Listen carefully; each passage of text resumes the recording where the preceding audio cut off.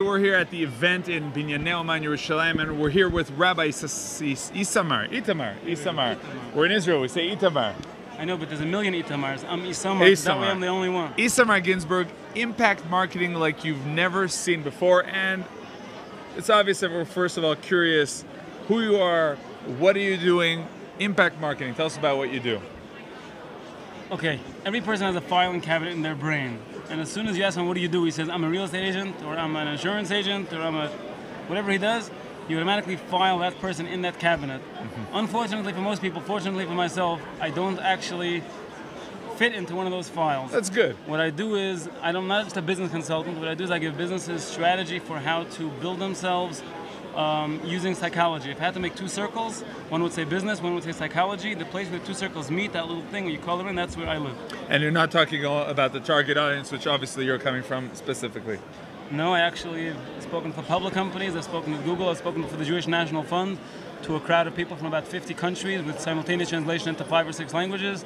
I am not at all, I do have some Haredi clients, but that is not my target market, that is not where I spend my brain. But I would like to ask you, do you feel that what you're coming from, you know, what you studied, the world you come from, the world of values, does that help you? Does sure, that give you much more value? I haven't wasted years of my life watching television.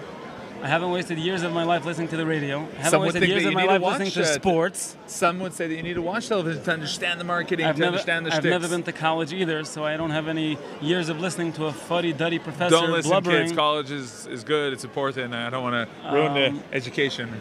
But I do not, no, not at all. I find that my background actually gives me a tremendous amount of insight, which hasn't been deadened by a lot of what, you know, it's like people see advertisements, which they're already deadened to because they've seen so much of it. And I find that lets me think of a different approach because I'm coming from a different world than most people. Really, what we're seeing in the world of advertisements, sometimes in commercials, is that they go to the lower part of the human being. Would it be the temptations and things that are very materialistic? So there's Maslow's pyramid, which is different levels of what you can reach a person, and the more levels of the pyramid you hit when you're speaking to somebody, the better off you are. Meaning to say, if I'm selling a drill, I'm selling shelter. I'm selling the fact you can build a roof over your house. If I'm selling a pink drill, then I'm already going to be selling it to a specific audience who not only wants housing, but they also want a good feeling about the fact that they like to have everything pink, so they can have a pink drill as well. So the more you can sell what you're selling, hitting more levels of the pyramid. You can Google the words Maslow's pyramid. This is not the time to explain what that is exactly, but the more levels you can hit in your advertising and in your deliverance of your product, the better off you'll be.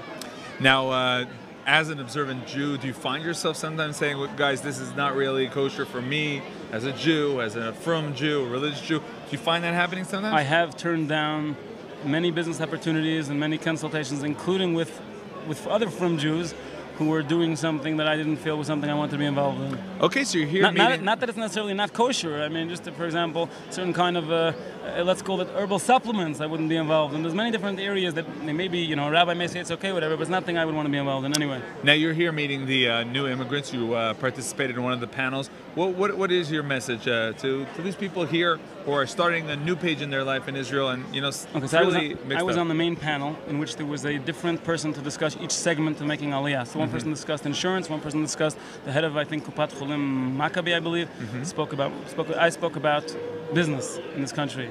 And the mayor was supposed to, you know, was basically going to interrupt the panel at some point, so we had to make it as fast as possible. I had about 6 minutes. In those 6 minutes, I tried to cover 7 points. Now you're going to have to take your 6 minutes and make them into, you know, 1 minute. There we go. So number one, I said, don't hide the fact that you made Aliyah, meaning to say, if you have a background, use it, be proud of it, because there are many people who made Aliyah from South Africa, from America, from Zimbabwe. I don't know how many there are from Zimbabwe, but anyway, that when they come, they're very happy to deal with someone who has a similar background to theirs and use it as a selling point instead of hiding it, because in any case, hiding it doesn't really work. The second thing I spoke about was that when you're trying to look for new clients, you should create an avatar. You should create my ideal client is an American living in Israel who has a business and has some money and is usually about 40 years old, and, you know, the more and lives in Beit Shemesh, let's say, the more you can build about what your client is like, your target client, the better your advertising can mirror that fact, and the more business you'll be able to do, with Hashem's help. The next thing I spoke about was the 2 most important words to know when you come to Israel as a business person, not to mess up, plus mam.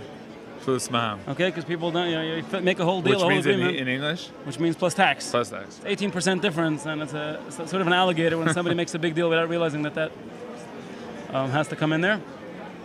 Then I said a story about the Misrat Apnim. I'll say it in 10 seconds or less, which is when you go to Misrat Apnim and you have all your documents to get your student visa, Interior Ministry, to get your documents or whatever, leave one piece of paper in your pocket. Because ultimately this is Israel, and the way bureaucracy works is they'll look at all your papers and say, oh, you're missing this, or your letterhead doesn't have a stamp of the... So that's like a sort of tactical or right, strategy. So you keep something in your pocket so that when they say you have everything beside the letter from your rabbi saying that you're Jewish, and then you take here you go, take it out of my pocket.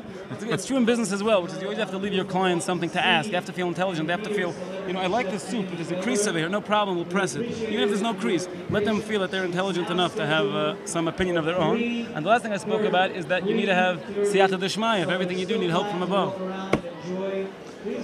An interesting and an important message, especially the last one. Thank you very much for joining us. Thank you very much for having me. Atzlacha Rabba. Amen.